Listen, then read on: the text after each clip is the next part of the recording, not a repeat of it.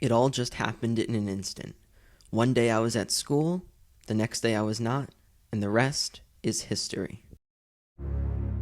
When the virus was in China, no one had thought that this would become anything serious. People would joke around about school closing for an extended period of time, and no one thought that it would actually become a global pandemic. However, things completely changed. Cases started popping up in the US, people started dying, hospitals became overwhelmed, and suddenly New York City became the epicenter of the virus, only 20 minutes away from us. I think it first became real for me in physics class one day when one of my classmates mentioned the first positive case in Nassau County. After that, the virus began spreading like wildfire all across Long Island, creating basically a new hotspot in the New York area. In fact, between Nassau and Suffolk counties, there have been nearly 27,000 cases. That's more cases in 2 counties, think about this, than most of the United States. prompting the cancellation of the robotics season my team had worked so hard for, and soon, the entire country was in quarantine. On Thursday, March 12th, we had received an email from the superintendent of schools that school would be closed the next day. However, there were no plans to close school for an extended period of time. However, just 3 days later, we got another email that said school would be closed until further notice. 4 days later, we were notified that someone in the district had tested positive for the deadly virus. It was getting real.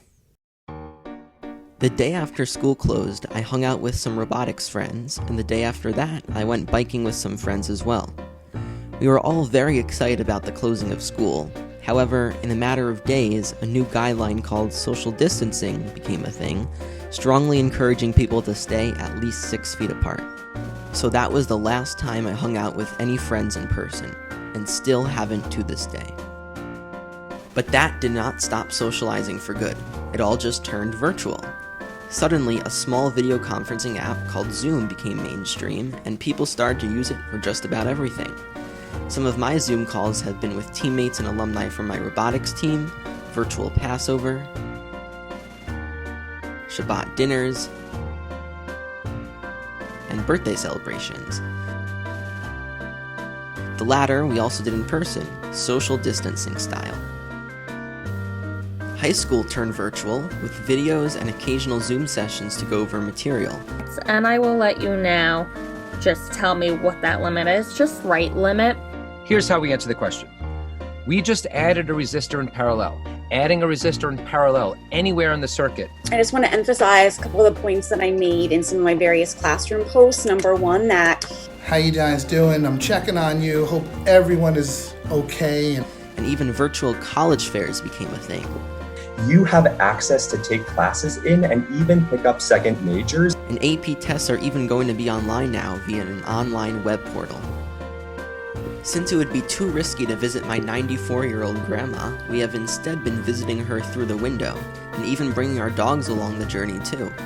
And to continue a robotics team tradition of singing Country Roads by John Denver each year on our bus ride to competition, we decided to do it virtually this year. The regional and championship awards were also virtual. Even grocery shopping has changed, as my family scrambles to buy things on Prime Now since we can't go to the actual supermarket. The concept of social distancing is definitely a new way of life that we have been forced to get used to, but we're all hanging in there, one day at a time. For the past almost 2 months, daily life in quarantine has been pretty much the same. Let me take you on a journey in the day in the life of a high school student in quarantine. Wake up. That's 8:30 a.m. I think that's a good time because it not only lets me sleep in, but also gives me enough time in the day to do all the things you're about to see me do.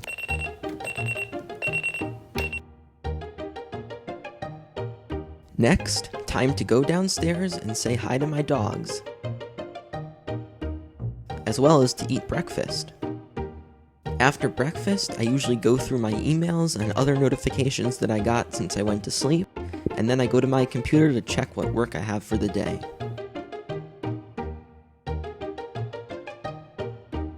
The big assignment for today is the English research paper that I need to finish up, so I'll go work on that now.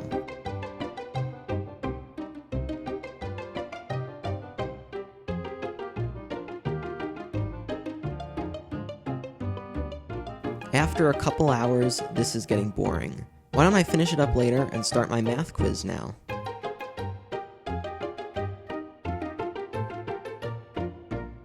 Then, once I get hungry, it's time for lunch. Today's lunch? Good old pizza. Now, back to work. But this time, it's not schoolwork. I'm working on a website for an organization I'm part of called Save the Frontline that provides PPE to frontline workers in New York City during the COVID crisis. As a little break, I decide to walk my dogs with my dad to get some fresh air. Walking the dogs is a little bit different now, as we have to try to stay away from other people while we walk. That, as well as wearing a mask, is considered the new common courtesy. After that, it's time to finish that research paper. After giving it a final read, I think it's good to turn in now. I then work on my science research project and finish up the day with a Spanish worksheet. Now time for some dinner with my family. After dinner, we watch some TV, and my dad and I wind down with a game of something we haven't played in ages, Uno. Finally, I shower and get ready for bed. It is now 11:24 p.m. Today was a very busy day, and I'm going to get some sleep so I'm re-energized for the next day.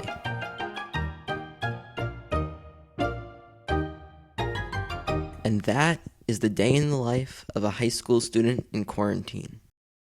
But I have done some other pretty cool stuff with this extra time. In the beginning of the quarantine, I worked on making an app, something I always wanted to do. This app, called Wash Your Hands Streaks, helps people remember to wash their hands on a regular basis during this time. I also had a cool assignment for physics, to design and conduct our own lab experiment. I experimentally calculated the coefficient of friction of my bike tire, which was pretty cool. I've also used this time to do some biking by myself or with my dad, as well as getting some driving practice in since the roads are so empty. I've even been rewatching some Pixar movies that I haven't seen in ages. But all in all, I've been getting lots and lots of rest. This past year has been very challenging for me in many ways, and I am definitely taking advantage of sleeping in and not having to deal with the stress of school.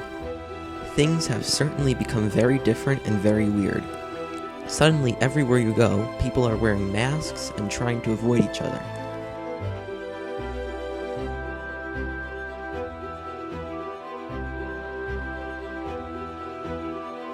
Everything that has been done in person is now online, and school and work is at home. But while it's very easy to think that we're apart, this coronavirus has actually made people come closer together. People all across the world are working to fight the virus, and our teachers, mentors, and friends continue to be there for us. It's easy to feel down about this whole thing, but remember, we're all in this together, and we will all get through this together, one day at a time.